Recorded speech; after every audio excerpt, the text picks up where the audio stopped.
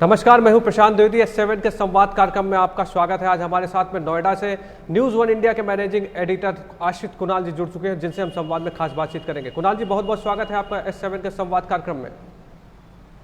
धन्यवाद प्रशांत जी, बहुत बहुत बधाई आपको जी, इस संवाद कार्यक्रम को शुरू करने के लिए। और अच्छा है कि आपने इसको किसी तरीके का बहस के तौर पर नहीं रखा है, संवाद के तौर पर रखा है। संवाद का मतलब यह है कि इसमें से उम्मीद है कि इस पूरी चर्चा विमर्श से कुछ नतीजा निकलेगा। अमूमन लोग इस तरह के जो कार्यक्रम होते हैं उसको बहस के तौर पर रखते हैं, और मुझे इस बात की खुशी है कि आपने जो है इसको एक चर्चा के तौर पर रखा है, संवाद के तौर पर रखा है, ताकि इसका कुछ निष्कर्ष निकल सके। जी जी, कुणाल भाई, सबसे पहले ये बताइए, कोविड-19 चल रहा है, जिस तरह से दिल्ली में, मुंबई में, हर जगह पूरे विश्व में जिस तरह से कोरोना वायरस फैला है, कैसे देखते हैं आप? क्या स्थितियां होंगी? क्या आपको आगे का क्या दिखाई पड़ रहा है? क्या कहेंगे इस बारे में आप?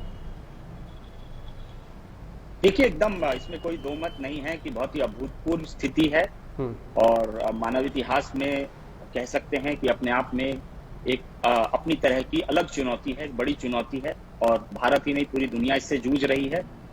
और ऐसे में जैसा मैंने कहा कि अनपैरेलल सिचुएशन है, ये दुनिया ने कभी सोचा नहीं था किसी ने कि इस तरह की चुनौती आएगी, इसके लिए तैयार भी लोग नहीं थे। दो तीन चीजें हैं। देखिए, सबसे पहले अलग अलग डायमेंशन है इस पूरे इशू के। सबसे पहले तो आज ये देख लें कि आज हम कहाँ खड़े हैं। बीमारी शुरू होने के बाद आज ये कह सकते हैं कि आज भी जो है स्थिति गंभीर है, किंतु नियंत्रण में है। ये जरूर है कि नियंत्रण में है। नियंत्रण में इसलिए कह रहा हूं कि कई मुल्कों ने, कई देशों ने ये दिखाया है कि कोरोना से जीता जा सकता है, और जीतने के बाद जिंदगी फिर से पटरी पे आ सकती है। अभी हाल ही में आपने देखा कि किस तरीके से दुबई ने अपने यहाँ जो है फिर से एयर पैसेंजर्स को आना शुरू कर दिया, अपने एयरपोर्ट खोल दिए हैं, और बाकी देशों के लोगों को आना जाना शुरू कर दिया है। इसी तरीके से कई ऐसे मुल्क हैं जिन्होंने अपने यहाँ आवाजाही धीरे धीरे शुरू कर दी है। कई ऐसे मुल्क हैं जहाँ कोरोना कंट्रोल में आ गया है। तो ये सबसे अच्छी चीज तो यही है कि कई ऐसे मुल्कों से एक उम्मीद की किरण दिख रही है कि कोरोना जो है इस पर विजय पाया जा सकता है और जिंदगी फिर से पटरी पे आ सकती है। इसलिए इतना जरूर मैं कहूंगा कि चीजें नियंत्रण में है, चीजें एकदम हाथ से निकल नहीं गई हैं। गंभीर जरूर है, क्योंकि जो ज्यादातर बड़े मुल्क हैं, चाहे अमेरिका हो या फिर रूस हो, ब्राजील हो या भारत हो, यहाँ अभी भी करोड़ों लोगों की जो जिंदगी है वो दांव पर है। भारत की अगर बात करें तो कल ही हमने, मंगलवार का जो दिन था वो हमारा पीक था अब तक का, जब से कोरोना का ये शुरू हुआ है, कोरोना काल, महामारी कोरोना की शुरू हुई है, तब से अब तक का जो पीक है वो कल हमने देखा है। यानी अभी भी हमें ये नहीं पता है कि हम पीक की तरफ बढ़ रहे हैं। सैचुरेशन कब आएगा ये हमें पता नहीं। एक बार जब सैचुरेशन आ जाएगा तब हमें पता चलेगा कि आखिर कितने दिनों में इस पे हम नियंत्रण पा पाएंगे।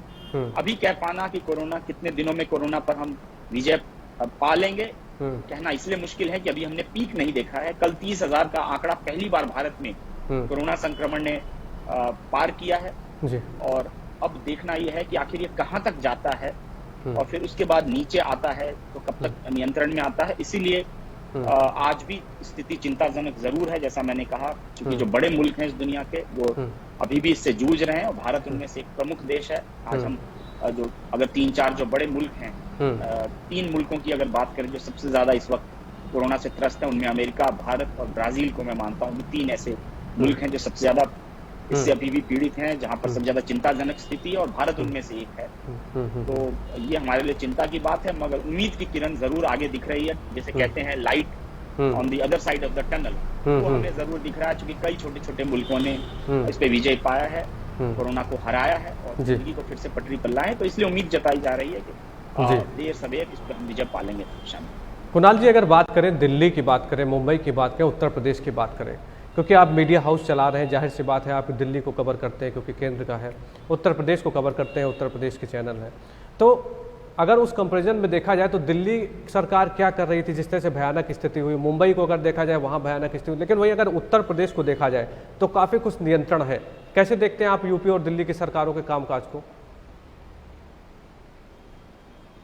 देखिए, एकदम इस बात की तुलना जरूर हो रही है कई जगह कि किन सरकारों ने कैसा किया है, मगर मैं उस ब्लेम गेम में जाना नहीं चाहता हूं, क्योंकि अगर आप उसमें जाइएगा तो फिर कई स्तर पर जो पूरा जो विमर्श है, पूरा जो बहस है, अगर आप देखिए प्रशांत जी, तो वो कई दिशाओं में जा सकता है कि केंद्र की क्या भूमिका है, राज्य सरकार की क्या भूमिका है, इस राज्य सरकार ने क्या किया, उस राज्य सरकार ने क्या किया।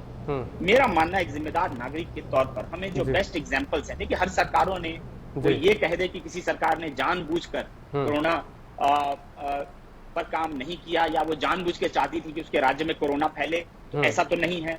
सभी सरकारें ये चाहती होंगी कि कम से कम हमारे यहाँ कोरोना फैले, बेहतर से बेहतर हम लोगों को सुविधा दे पाए, उस पर नियंत्रण कर पाए। सब लोगों ने अपने अपने हिसाब से पॉलिसीज बनाए, चाहे केंद्र हो राज्य हो। मेरा अपना ये मानना है कि जो बेस्ट प्रैक्टिसेस रहे हैं, जहां भी जिस राज्य के भी जो बेस्ट प्रैक्टिसेस रहे हैं, मुझे लगता है उन लोगों को आपस में शेयर करना चाहिए, उसका ज्यादा से ज्यादा कम्युनिकेशन होना चाहिए, एक राज्य से, एक जिले से। यहाँ तक कि कई जिले हैं, राजस्थान में एक भीलवाड़ा जिला था, सबसे ज्यादा कोरोना का जो विस्फोट हुआ था शुरुआती दिनों में, वो राजस्थान के भीलवाड़ा में हुआ था। फिर उसकी बड़ी चर्चा हुई कि भीलवाड़ा मॉडल है जहां पर पूरी तरीके से स्ट्रिक्ट लॉकडाउन किया गया, टेस्टिंग की गई, आइसोलेशन किया गया। तो कई ऐसे आपको सक्सेस स्टोरीज हैं इस कोरोना में, कोरोना की लड़ाई। अगर हम लोगों की खामियों में जाएंगे तो इस वक्त लोगों की जिंदगी दांव पर लगी हुई। ये जो पूरा ब्लेम गेम का अध्याय है, हम जब एक बार कोरोना से लड़ाई जीत लेंगे, उसके बाद इस पर मुझे लगता है कि विमर्श होगा तो अच्छा होगा कि आखिर किसने कितना बेहतर किया, किसने खराब किया। लोगों के पास इसका हक होगा कि जब वो सरकारें चुनाव में जाएंगी, इलेक्शन के दौरान इस पर चर्चा हो, इस पर विमर्श हो, सरकारें अपने आंकड़े रखें, लोग अपनी बातें रखें, वो एक समय आएगा। अभी हम एक युद्ध के बीच में हैं। युद्ध के बीच में पूरा देश, पूरी सरकारें और तमाम जो सिटीजन्स हैं, हम सब मिलकर इस लड़ाई, एक फॉरेन वायरस के खिलाफ हम लड़ाई लड़ रहे हैं। ऐसे में एक दूसरे की कमियां निकालने से अच्छा हमें एक दूसरे की ताकत को देखना चाहिए।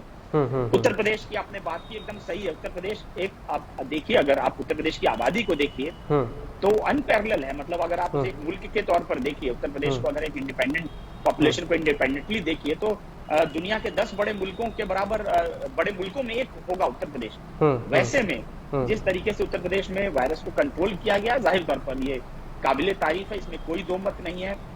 इतनी बड़ी आबादी होने के बावजूद भी जिस तरह से संक्रमण को सीमित किया गया उत्तर प्रदेश में, उसकी तारीफ जरूर हो रही है।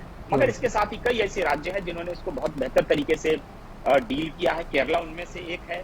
अलग अलग पार्टियों की सरकार हो सकती है, अलग अलग विचारधारा की पार्टियां वहां पर रूल कर सकती हैं, मगर बात जब देश की आती है, टीम इंडिया की बात आती है, तो मुझे लगता है जो बेहतर तरीका वो ये है कि आप सक्सेस स्टोरीज जो हैं वो शेयर करिए, फेलियर्स हम बाद में देखेंगे। क्योंकि अभी जान बचाना, इसको रोकना वो प्राथमिकता है, और वो प्राथमिकता अगर है तो उसका सबसे बेहतर तरीका है कि उत्तर प्रदेश की जो बेहतर चीजें हैं, बेहतर नीतियां हैं, वो दिल्ली वालों को बताई जाए। दिल्ली के जो बेहतर है, दिल्ली में जैसे प्लाज्मा थेरेपी की बात की जा रही है, अगर वो सक्सेसफुल है, ICMR उसको अप्रूव करता है, तो उसे बाकी जगह एक्सपेरिमेंट के तौर पर दूसरी जगह किया जाए। केरला ने अगर कुछ आइसोलेशन को लेकर कोई बेहतर विकल्प तैयार किया है, तो वो मॉडल जो है बाकी प्रदेशों में किया जाए। पंजाब सरकार का अगर कुछ सक्सेस स्टोरी है पंजाब की, तो वो किया जाए। झारखंड, बिहार, इसी तरीके से हर राज्य की अपनी जो सक्सेस स्टोरी है, मुझे लगता है उसको शेयर किया जाए, और उससे एक टीम इंडिया के तौर पर सभी सरकारें, केंद्र सरकार हो, राज्य सरकार हो, वो इस सक्सेस स्टोरीज को आगे लेकर इस महामारी को जितनी जल्दी हम पराजित कर सके, उस पर ध्यान देना चाहिए। और जैसा आपने सही कहा कि दिल्ली एक एक्सेप्शन जरूर था शुरू में, क्योंकि दिल्ली में देखिए क्या हुआ कि शुरुआती दिनों में ये हुआ कि दिल्ली में जो है वायरस को नियंत्रित किया गया है। उसके बाद काफी इस पे पॉलिटिक्स भी हुई, केंद्र सरकार राज्य सरकार के बीच आपस में कई तरह के कह सकते हैं आरोप प्रत्यारोप भी हुए। बाद में केंद्र का इंटरवेंशन हुआ, खासतौर पर होम मिनिस्टर जब से एक्टिव हुए हैं, उसके बाद यहाँ पर जो है अपनी स्ट्रेटेजी दिल्ली सरकार ने बदली। और एक गलती जरूर मैं आपको कहूंगा, चूंकि मैंने कहा कि गलतियां निकालने का समय नहीं है, मगर बाद में रियलाइज किया दिल्ली सरकार ने कि शुरू में जो उन्होंने टेस्टिंग थी वो काफी एग्रेसिवली की थी। बाद में उसे दिल्ली सरकार 8000 के आसपास पर डे टेस्टिंग करती थी, उसको 5000 तक ले गई थी। उन्हें ये लगा कि कम से कम लोगों की टेस्टिंग हो, लोग घर में ही होम आइसोलेशन में रहें, तो शायद इस पे नियंत्रण किया जा सकता है या फिर उसको फैलने से रोका जा सकता है। मुझे लगता है वो बैकफायर हो गया था दिल्ली में, जो दिल्ली सरकार की जो पॉलिसी थी कि कम टेस्टिंग और होम आइसोलेशन, यानी आप जब बहुत जरूरत हो तभी टेस्ट कराने आओ, ये कहीं ना कहीं मुझे दिल्ली में बैकफायर हुआ था। और यही कारण है कि दिल्ली में कोरोना का विस्फोट हुआ था जबरदस्त, और चिंता की स्थिति दिल्ली में बनी थी। बाद में मुझे लगता है समय रहते इस गलती को रियलाइज किया था दिल्ली सरकार ने। आज दिल्ली में लगभग 20,000 25,000 पर डे टेस्टिंग हो रही है और आज अगर आप देखिए तो दिल्ली में हालात बाकी जगह से बेटर हैं। तो ये अपने आप में मैं कह सकता हूँ कि एक सीखने की चीज थी कि आप जो पहली बात है कि आप मैक्सिमम टेस्टिंग कीजिए, तो बार बार कहा जा रहा है टेस्टिंग से मत भागिए। और जिन सरकारों ने भी टेस्टिंग की थी, टेस्टिंग से सरकारें इसलिए डर रही थी कि ज्यादा टेस्ट करिएगा तो ज्यादा मरीज आपके यहाँ पॉजिटिव पाए जाएंगे और आप कहीं ना कहीं नंबर से घबरा रहे थे कि अरे बाकी राज्य में मरीज कम है, मेरे यहाँ ज्यादा हो रहे हैं तो मेरी सरकार पे दोष आ जाए। मगर वो शॉर्ट टर्म में नुकसानदायक था। लॉन्ग टर्म में आप देखिए जिन राज्यों ने शुरू में टेस्टिंग नहीं किए थे, आज वो चाहे बिहार का एग्जांपल लीजिए, आज बिहार में कोरोना की स्थिति बहुत चिंताजनक इसलिए है कि शुरू में उन्होंने टेस्टिंग पर फोकस नहीं किया था, इसलिए आज वहाँ जो है कोरोना की स्थिति मैं कह सकता हूँ दिल्ली से भी ज्यादा भयानक है। तो कहीं ना कहीं ये बात अब लगभग ग्लोबली एक्सेप्टेड है कि मैक्सिमम टेस्टिंग होनी चाहिए और सभी राज्य सरकारें लगभग इस पैटर्न पे काम कर रही है कि आप ज्यादा से ज्यादा लोगों की टेस्ट करिए, रैंडम टेस्ट करिए। यही एक तरीका है इस कोरोना पे जीतने का। तो मुझे लग रहा है कुछ हिट एंड ट्रायल्स के बाद अलग अलग सरकारों ने शुरू में तमाम तरह के आरोप प्रत्यारोप के बाद अब एक स्टेबल हो गया हुआ है, सब लोगों को पता चल गया है कि किस तरीके से आगे बढ़ना है और सभी सरकारें अपना जो बेस्ट हो सकती है वो कर रही हैं इस वक्त। और मैंने कहा कि जो आगे का रास्ता वो यही है कि जहाँ की जो भी सक्सेस स्टोरीज है सबको कंपाइल करिए, जो बेस्ट प्रैक्टिस है उसको आप पूरे देश में इम्प्लीमेंट करिए। चलिए कुणाल जी, आप अपना मीडिया संस्थान चला रहे हैं, न्यूज़ वन इंडिया को चला रहे हैं। जब कोई संस्थान चलाता है तो उसके ऊपर एक बहुत बड़ी जिम्मेदारी होती है, गार्जियन के तौर पे होता है, क्योंकि उसके साथ में बहुत सारे अधीनस्थ लोग उसके साथ में काम करते हैं। और कोविड-19 जैसी एक ऐसी बीमारी सामने है जिसके बारे में कभी किसी ने सोचा नहीं था, इतना भयानक जिस तरह से चल रहा है। कैसे क्या क्या चैलेंजेस आए आपके सामने इतने बड़े संस्थान को चलाने के लिए? और आप बधाई के पात्र हैं, आप शुभकामनाओं के पात्र हैं कि आप संस्थान को इतने दिलेरी के साथ में चला रहे हैं, इतने बढ़िया तरीके से चला रहे हैं। तो कैसे क्या क्या किया आपने, थोड़ा सा हमारे साथ में शेयर करिए इस बात को। देखिए एकदम प्रशांत जी, जैसा मैंने कहा कि अभूतपूर्व स्थिति थी और किसी को पता नहीं था कि आने वाला है और संकट जो है वो दोहरा था, दोहरी मार पड़ी थी। और केवल मीडिया हाउसेस पे ही नहीं, जो तमाम संस्थाएं चला रहे हैं, अलग अलग सेक्टर्स में काम कर रहे हैं, चाहे वो फैक्ट्री चला रहे हो कोई या कोई अपना दुकान चला रहे हो या जहां भी जो भी अपना व्यवसाय जिस तरीके से कर रहे हैं, कोई नौकरी कर रहा है, तो एक तो सबसे अहम था वो स्वास्थ्य की चिंता थी कि आपके अधीनस्थ जो तमाम लोग काम कर रहे हैं वो कैसे सुरक्षित रहें, स्वस्थ रहें, एक ये चुनौती थी। और दूसरी जो कोरोना के साथ जो लॉकडाउन लगाया गया था, लॉकडाउन ने अर्थव्यवस्था को लगभग एक तरीके से ठप कर दिया था महीने 2 महीने तक। और अब भी अर्थव्यवस्था जो है वो एक तरीके से स्ट्रगल ही कर रही है, संघर्ष कर रही है पटरी पर आने के लिए। तो एक तो चुनौती आपकी स्वास्थ्य से जुड़ी हुई थी, आपके साथ जो लोग काम कर रहे हैं, आपके अधीनस्थ जो काम कर रहे हैं, उनके स्वास्थ्य की चिंता, वो सुरक्षित रहें, कोरोना से बचे हुए रहें, इसके तमाम इंतजामात करना एक चुनौती ये थी। दूसरी चुनौती थी कि इस इतने बड़े संस्थान को जो जहां भी चला रहा है, किसी भी स्तर का हो, उसको आर्थिक तौर पर उसको सुरक्षित बनाए रखे। ये एक बहुत बड़ा चैलेंज था, चूंकि जो तमाम जो पूरी अर्थव्यवस्था है वो रोटेशन पे, कोई भी संस्था जो है रोटेशन पे घूमती है। अर्थव्यवस्था जब घूमता रहता है तभी ये पूरा चक्र चलता है। अगर ये अर्थव्यवस्था एक बार को रुक जाए तो पूरा चक्र रुक जाता है। तो वो हमारे साथ ही नहीं हुआ, सबके साथ हुआ। वो चुनौती भी उतनी ही बड़ी थी कि आप संसाधनों, जो संसाधन चाहिए किसी संस्था को चलाने के लिए, वो संसाधन समय पर आते रहें, आपके जो अंदर एम्प्लॉइज हैं उनकी तमाम जो जरूरत है उनको आप देखते रहें, और बाकी संस्थान को चलाने के लिए जो तमाम इंफ्रास्ट्रक्चर और एक्सपेंडिचर्स हैं वो आते रहें। ये भी एक बहुत बड़ी चुनौती रही है, खासतौर पर जैसा मैंने कहा कि ये जो चुनौती थी स्वास्थ्य के साथ साथ आर्थिक भी थी। आर्थिक में न केवल जो निजी प्राइवेट एजेंसीज थी उन पर चोट पड़ी थी, बल्कि पहली बार ऐसा था कि सरकारों पर भी बड़ी आर्थिक चोट पड़ी थी, क्योंकि लॉकडाउन के कारण जो रेवेन्यू सरकारों को जनरेट होते थे वो भी बंद हो गए थे। हमारे जैसे मीडिया हाउसेज जो गवर्नमेंट रेवेन्यू जो हमारा एक बड़ा सोर्स रहता है, क्योंकि सरकारों की भी जो प्राथमिकता थी वो कोरोना हो गई थी, और ऐसे में विज्ञापन देना इसी तरीके से वो तर्कसंगत नहीं दिखता था सरकारों को जाहिर तौर पर। तो ऐसे में सरकारों का भी खजाना खाली हो गया था, और जो निजी संस्थाएं हैं, जो निजी व्यवसाय है, वो भी लगभग ठप हो गया हुआ था। तो आर्थिक चुनौती मुझे लग रहा है उतनी बड़ी थी। हमारे यहाँ भी शुरुआती दिनों में जब कोरोना फैला था तो कुछ एम्प्लॉयज जो हैं वो कोरोना पॉजिटिव हुए थे, मगर जैसा हमने कहा कि हम लोगों ने एकदम एक निर्णय ले रखा था कि किसी भी चीज को छुपाना नहीं है। तो जैसे ही हमारे एक एम्प्लॉय के बारे में हमें पता चला कि वो एक कोरोना पॉजिटिव के साथ वो रहे हैं, वो सस्पेक्ट हो सकते हैं। हमने इमीडिएटली टेस्ट कराया, वो कोरोना पॉजिटिव पाए गए। जैसे ही कोरोना पॉजिटिव पाए गए, उन्हें तत्काल जो है सूचना दी गई यहाँ के संबंधित स्वास्थ्य विभाग को। उसके अलावा उनके इमीडिएट टच में थे लगभग 50 से 60 लोग, उनका हमने इमीडिएटली 24 आवर्स के अंदर टेस्ट कराया। मैंने खुद अपना टेस्ट कराया। उसमें हमारे एक और एम्प्लॉय हमारा कोरोना पॉजिटिव मिला।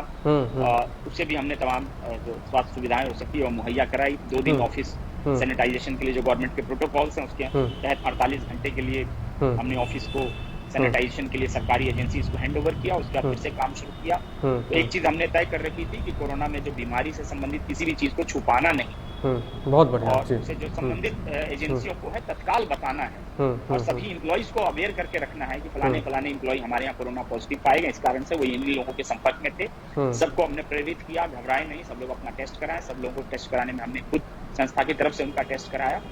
तो बस यही हम लोगों ने सोचा था कि थोड़ा अगर नुकसान होता भी है किसी तरीके का आर्थिक या चैनल चलाने को, तो उसे हम झेलेंगे, मगर अपने एम्प्लॉइज के स्वास्थ्य से किसी तरह का समझौता नहीं करेंगे। इसलिए 48 घंटे के लिए हमने अपनी संस्था को सैनिटाइजेशन के लिए एक तरीके से रोका भी था काम धाम को, मगर वो जरूरी था, क्योंकि जैसा मैंने कहा कि स्वास्थ्य जो है एम्प्लॉइज की वो प्राथमिकता थी। तो स्वास्थ्य को लेकर हमारा ये पॉलिसी रहा।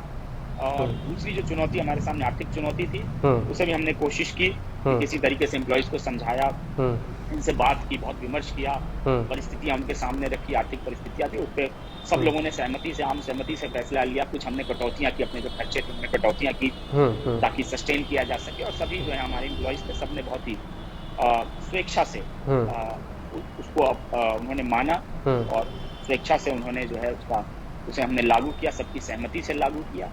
तो सब लोगों के आपसी सहयोग से, एक एम्प्लॉय के सहयोग से इस संकट से हम लोग जो है निकल पाए। लगभग अब कह सकते हैं कि हम लोग निकले हैं। तो इसमें सब लोगों का योगदान रहा। एम्प्लॉयज जो थे उनसे हमारा सबसे बड़ा जो की था कि कम्युनिकेशन हमने बनाए रखा। बातचीत हम लगातार करते रहे। ऑफिस आके हर एम्प्लॉय से व्यक्तिगत तौर पर अगर किसी की समस्या थी, कई लोगों को निजी तौर पर मेडिकल की अगर सुविधा थी परिवार में, उसके लिए हम लोगों ने अपनी तरफ से प्रयास किया। किसी को कोई आर्थिक समस्या थी तो उससे हमने एड्रेस की। तो इंडिविजुअल लेवल पर हर एम्प्लॉय को ये कहा गया था कि संकट का समय है, अगर किसी तरह की कोई परेशानी किसी को आती है तो सीधे संपर्क करें। कोई प्रोटोकॉल की जरूरत है, जितना ज्यादा कम्युनिकेट कर सकें तो आपस में कम्युनिकेट करते रहे, ताकि कोई किसी परेशानी में है तो छुपा के ना रहे और ये ना समझे कि वो अकेला है। हम लोगों ने टीम भावना डेवलप की अपने चैनल में, और खुद अनुराग जी और मैंने जो है वो लगातार एम्प्लॉइज के संपर्क में रहे। तो यही हमारा एक स्ट्रेटेजी रही कि मैक्सिमम कम्युनिकेशन अपने एम्प्लॉइज के साथ रखा जाए, और वो मुझे लगता है कि कारगर साबित हुआ। ज्यादातर लोग चैनल में न केवल काम करते रहे, बल्कि उसी उत्साह के साथ और उसी मेहनत और लगन के साथ काम करते रहे। तमाम संकटों के बावजूद भी ज्यादातर एम्प्लॉइज जो हैं उनका उत्साह और उनका लगन जो है वो बरकरार रहा। इसके लिए कोई बिल्कुल जाहिर सी बात है कुणाल जी, जिस तरह से आपने और अनुराग जी ने अपने संस्थान के कर्मचारियों का ध्यान दिया, इसके लिए आप बधाई के पात्र हैं। चलिए कोविड-19 से बढ़कर आगे बात करते हैं। कल राजस्थान में जिस तरह से चल रहा था घटनाक्रम, क्योंकि आप दिल्ली के वरिष्ठ पत्रकार हैं, पॉलिटिकल बीट भी आपने देखी, अपना संस्थान भी आप चला रहे हैं, कैसे देखते हैं इस पूरे घटनाक्रम को आप राजस्थान के? देखिए, राजस्थान में जो पूरी राजनीतिक घटनाक्रम है, इसकी पटकथा तो देखिए पहले से ही लिखी जा चुकी थी जी। और जब देखिए होता क्या है कि ये दिक्कतें तब आती है जब आपका केंद्रीय नेतृत्व कमजोर होता है जहां भी, तो वहां जाहिर तौर पर जो आपके सबऑर्डिनेट्स होते हैं उनके बीच में इस तरीके से विरोधाभास ज्यादा खुलकर आता है। आज एडवांटेज बीजेपी के पास ये है कि बीजेपी का जो केंद्रीय नेतृत्व है वो बहुत सशक्त है। आप याद कीजिए कि जब बीजेपी का केंद्रीय नेतृत्व किसी जमाने में वनरेबल हुआ करता था, जब तो उनके यहाँ भी इस तरह की चीजें आया करती थी। कभी येदियुरप्पा बगावत किया करते थे, उन्हें दिल्ली बुलाया जाता था। कभी उमा भारती बैठक से उठकर जो है बीच प्रेस कॉन्फ्रेंस में तमाम तरह के आरोप लगाते हुए निकल जाया करती थी। वो दिन बीजेपी के थे।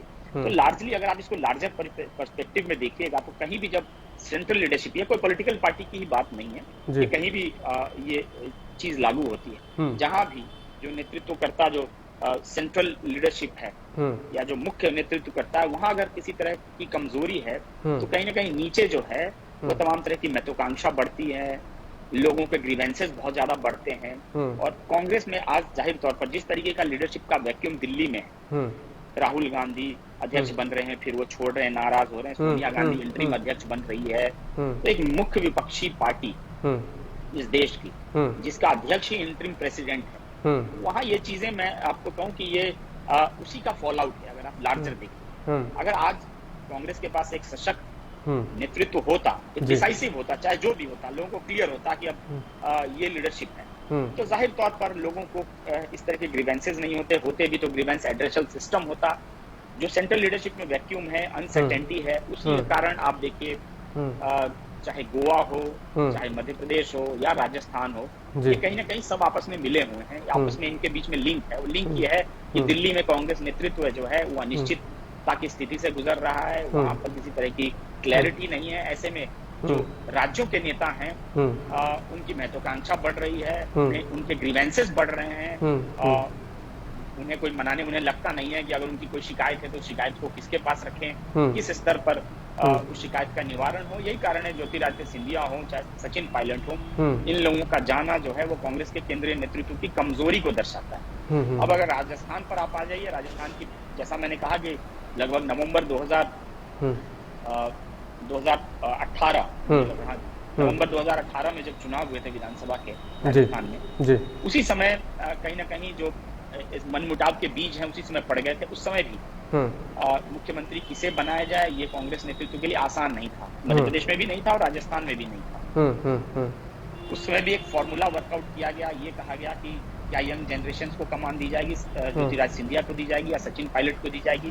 मगर कहीं ना कहीं उस समय कांग्रेस का जो सेंट्रल लीडरशिप था उसने ये कहा कि जो ओल्ड हॉर्सेज हैं, चूंकि ये संकट का समय है, जो पुराने लोग हैं, नेतृत्व उन्हीं के हाथों में दिया जाए, इसलिए कमलनाथ और अशोक गहलोत को जिम्मेदारी दी गई।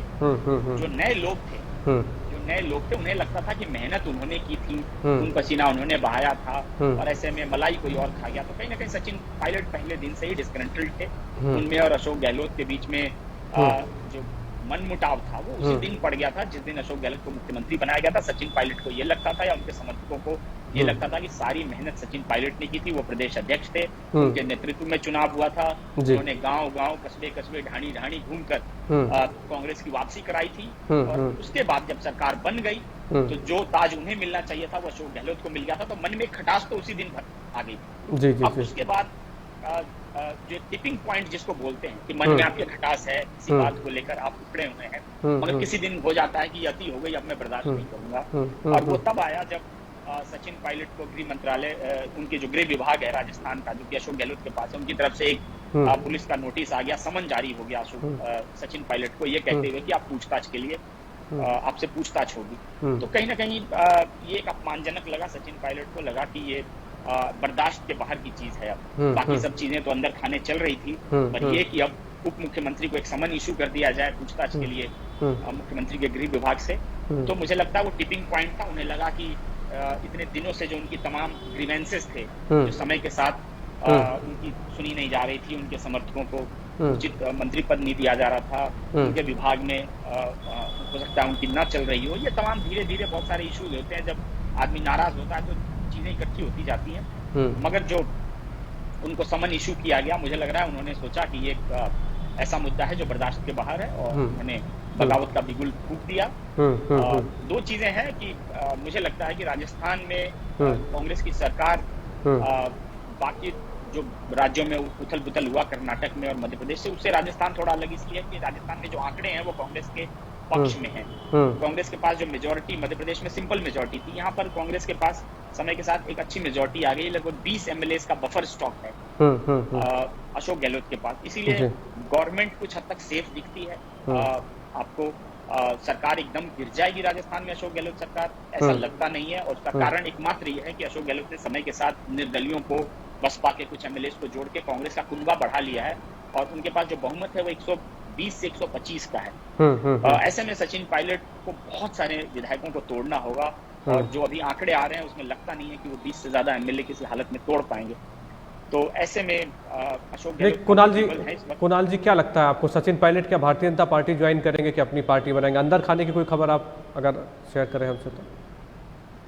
देखिए अभी तो जो स्टैंड उन्होंने ले रखा है पब्लिकली वो ये है कि वो बीजेपी में शामिल नहीं हो रहे हैं। मगर देखिए एक चीज तो तय है कि सचिन पायलट की जो बगावत है कहीं ना कहीं सामने बीजेपी भले ही ना हो, मगर पीछे न पीछे बैकरूम चैनल्स में जिसे बोलते हैं, बैकरूम चैनल्स पे उनका कम्युनिकेशन बीजेपी से जाहिर तौर पर हो रहा होगा। ये कॉमन सेंस है, उसके बिना वो आगे बढ़ेंगे नहीं, क्योंकि राजस्थान में दिक्कत यह है कि कोई थर्ड अल्टरनेटिव कभी रहा नहीं है। राजस्थान हिस्टोरिकली अगर आप देखिए, ऐतिहासिक तौर पर हमेशा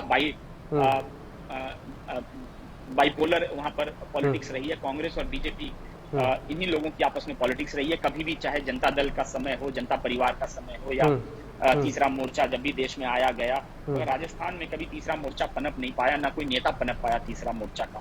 तो एक तो इतिहास उनके पक्ष साथ नहीं है सचिन पायलट के, कि अगर वो कोई थर्ड अल्टरनेट बनकर राजस्थान में आते हैं, उसकी सक्सेस स्टोरी राजस्थान में नहीं है। राजस्थान में कभी भी कोई तीसरा पार्टी, नेता, बहुत सारे नेता समय समय पर अलग हुए, पार्टियां बनाई, पर कोई भी आज तक सक्सेसफुल नहीं हो पाया। राजस्थान में हमेशा राजनीति बाइपोलर ही रही। कांग्रेस और भाजपा के बीच में भी जनता दल का जब जमाना था, उस जमाने में भी बहुत ज्यादा पार्टी पनप नहीं पाई। ऐसे में सचिन पायलट कोई अलग पार्टी बनाकर राजस्थान में कुछ कर पाएंगे, मुझे इसमें शक है।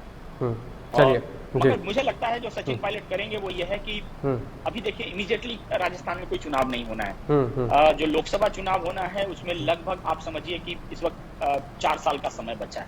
विधानसभा चुनाव में 3.5 साल का समय बचा है। अब जबकि कोई चुनाव नहीं है, ऐसे में वो अपने पत्ते इस वक्त अभी तत्काल खोल दें, मुझे लगता है इसमें समझदारी नहीं है। वो समझदार नेता है, मैं उनको जानता हूँ। ऐसे में वो अपने पत्ते अपने पास रखेंगे, ना तो अभी वो बीजेपी के साथ शामिल होंगे इस वक्त, और ना ही वो अभी कोई एग्रेसिव पॉलिटिक्स करेंगे। हाँ, अलग गुट जरूर बना लेंगे, अलग पार्टी बना लेंगे, मगर मैंने कहा चुनाव से पहले ही, जब चुनावों का समय होगा 1 साल पहले, तब वो अपने पत्ते खोलेंगे कि क्या वो बीजेपी में जा रहे हैं, अपनी पार्टी को शामिल कराएंगे, खुद एक बाकी छोटे मोटे दलों को जोड़कर तीसरा मोर्चा बनाकर राजनीति करेंगे लॉन्ग टर्म में। मगर वो समय मुझे लगता है अभी नहीं है, क्योंकि अभी राजस्थान में अगले 3-3.5 सालों तक कोई चुनाव नहीं है।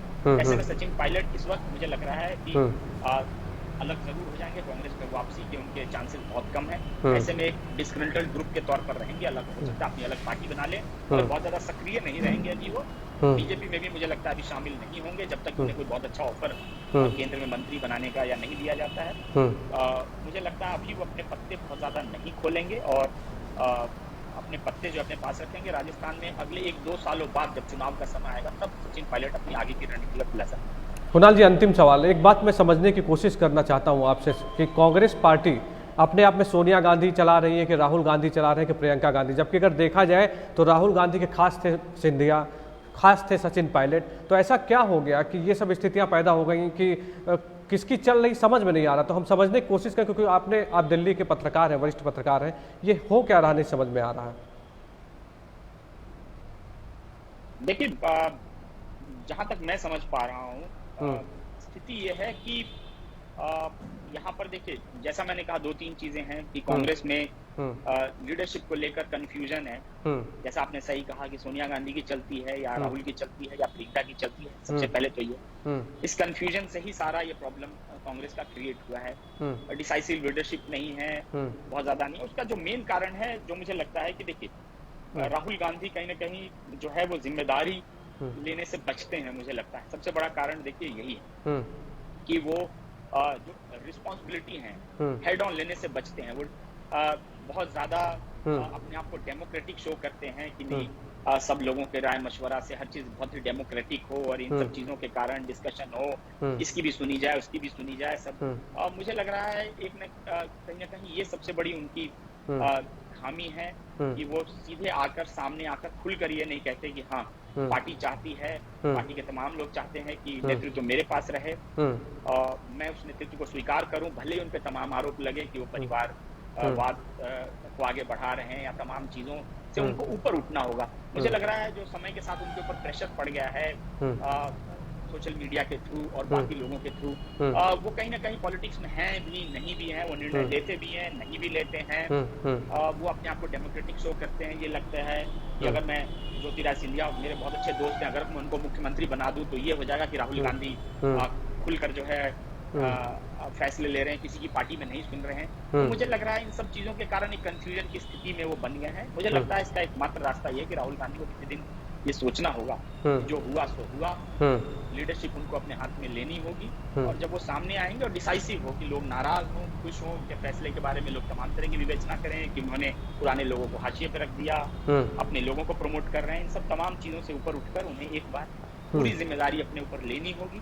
ये करना होगा कि जो भी फैसला हो, सही या गलत हो, हमेशा आप पॉलिटिकली करेक्ट नहीं हो सकते। राहुल गांधी के साथ दिक्कत है, वो हर चीज में अपने आप को पॉलिटिकली करेक्ट करने की कोशिश करते हैं। वो सोचते हैं कि मैं पॉलिटिकली करेक्ट हूँ।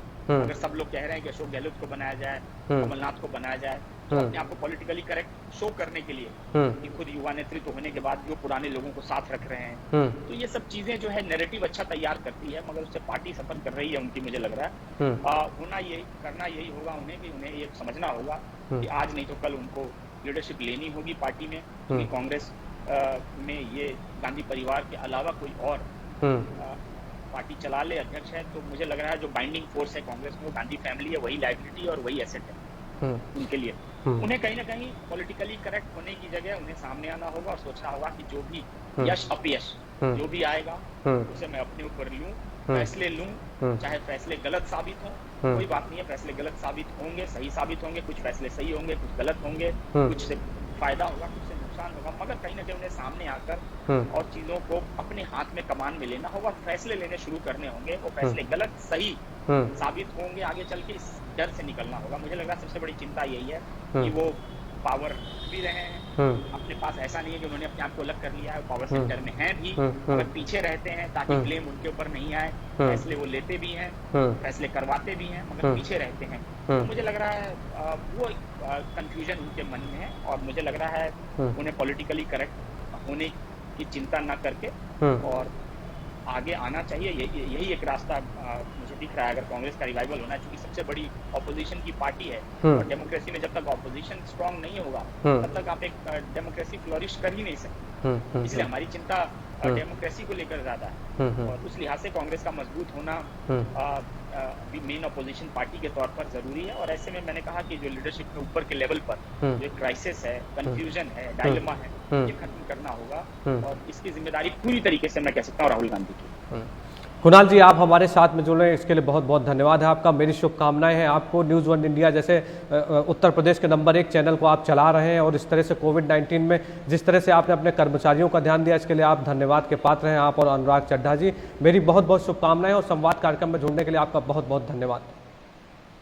धन्यवाद प्रशांत जी, अच्छी आपका ये अच्छा प्रयास है संवाद का, और जैसा हमने कहा कोरोना ने हमें बहुत कुछ सिखाया है, और उनमें से एक नई चीज है वो ये है टेक्नोलॉजी। अब जो नई टेक्नोलॉजी आ रही है, और आने वाले समय में मुझे लगता है कि यही फ्यूचर होने वाला है, यही भविष्य हम लोगों का, कि सोशल मीडिया के माध्यम से जितना संवाद किया जा सके, यही भविष्य है। और कोरोना ने जो 2-3 गिफ्ट हमें दिए उनमें से एक ये है, और इस प्रयास को आपने समय रहते समझा है। आपको बहुत बहुत साधुवाद, आपको बहुत बहुत बधाई। धन्यवाद। तो ये थे आशित कुणाल जी, जो कि न्यूज़ वन इंडिया के मैनेजिंग एडिटर हैं और दिल्ली के वरिष्ठ पत्रकार हैं। वो संवाद में हमारे कार्यक्रम में जुड़े थे, उनका भी बहुत बहुत धन्यवाद। और संवाद कार्यक्रम में आगे भी आपसे होगी मुलाकात। नमस्कार।